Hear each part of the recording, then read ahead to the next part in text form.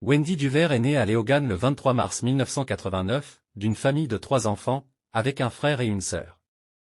À l'âge de 13 ans, il immigre à la Guadeloupe. Sur ce territoire français d'outre-mer, Wendy continue ses études classiques. Élève appliqué, mais turbulent et taquin, il est parmi les 2 meilleurs de sa classe. En plus de ses performances académiques, Wendy s'est fait remarquer à l'école par son talent.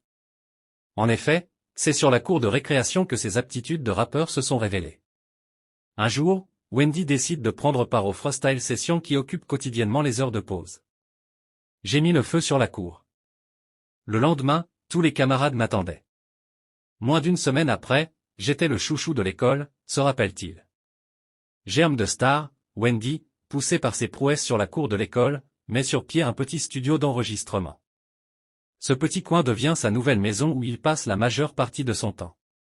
En 2005, Wendy apparaît sur scène pour la première fois au club 590 Jarry. Un an après, il met en circulation son premier son. C'est en 2007 que Wendy goûte le grand succès avec le track Traka. Son impact sur la toile amène le natif léogânais à nommer son studio Traka et adopter le pseudo Wendy Traka. En 2008, il crée le groupe Washla.